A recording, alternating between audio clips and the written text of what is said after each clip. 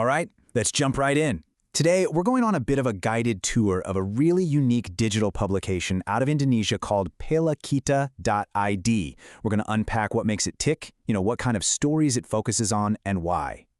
So, right on their homepage, you see this really powerful tagline, Menyelami Indonesia Lebih Dalam. Now that translates to diving deeper into Indonesia. And that's our big question for today, right? How exactly do they do that? What does it actually mean for a news site to dive deeper? Let's find out. Okay, so to figure that out, we've got to start where most national publications do, with the nation's pulse. We're going to take a look at the big country-shaping stories first. This will give us a good baseline to see just how different their deeper dive really is. And yep, right off the bat, you see exactly what you'd expect. They are absolutely plugged in to the highest levels of power. This headline, Notes from Side Didu after meeting President Prabowo, shows they're covering direct interactions with the country's top leadership. This is your standard high-stakes political reporting. But it's not just about politics. They're also tracking the major players in the economy. This piece, Traces of Riza Khalid's Contributions in Indonesia's Business and Energy Landscape, well, it shows they're seriously engaged with the powerful forces shaping the nation's industry. And of course, they keep a close eye on the shifting political world. Here we've got a story about a major political figure jumping to a new party, getting called the Jokowi of South Sulawesi. So they've definitely got their finger on the pulse of party politics. So far, this all feels pretty national, right? But this is where it gets really interesting. So, if that's the big national picture, let's move on. From coastlines to campuses. Because, the true identity of Pelakita.id isn't really in those huge headlines. It's what you find when you zoom in, and I mean way in, to see where they get specific. And wow, this slide just says it all, doesn't it? Just look at the incredible range on display here. On one side, you have a meeting at the Presidential Palace, and on the other, university students hold a financial literacy seminar in Lydia, Togo. This contrast, from the very center of power to the absolute grassroots, this is the heart of what this publication is all about. And they have these really distinct focus areas. I mean, think about it. Indonesia is an archipelago, so maritime issues are absolutely crucial.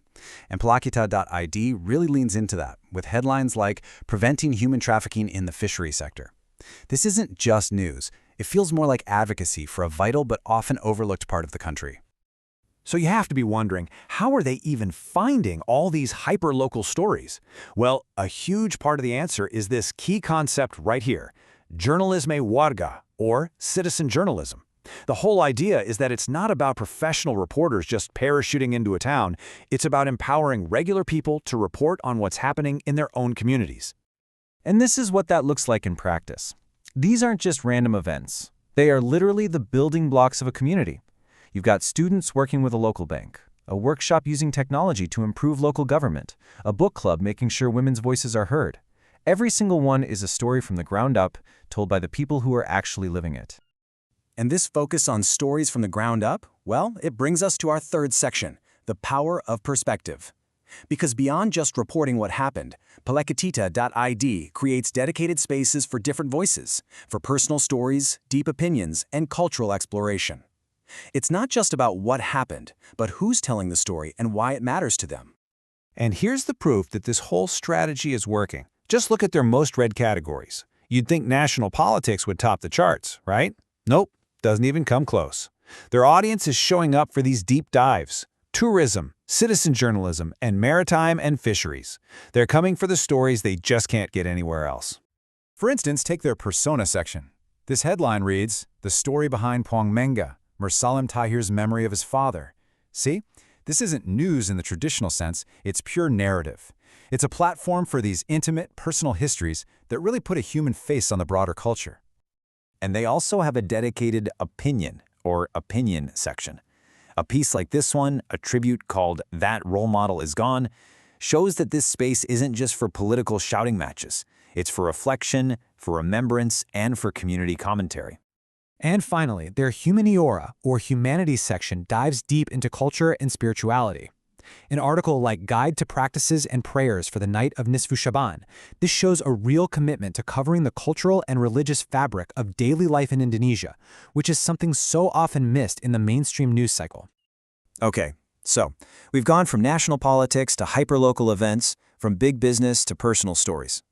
Let's circle all the way back to that first question and try to put it all together. Let's actually define what Pelakita.id really is.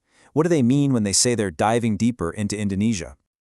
At its core, it's a publication of contrasts. It's a place where a meeting with the president can sit right next to a story about a student workshop. It shines a spotlight on vital, unique topics like maritime life, and it's all built on this foundation of stories from regular citizens. When you put all those pieces together, you realize that their tagline isn't just some marketing slogan.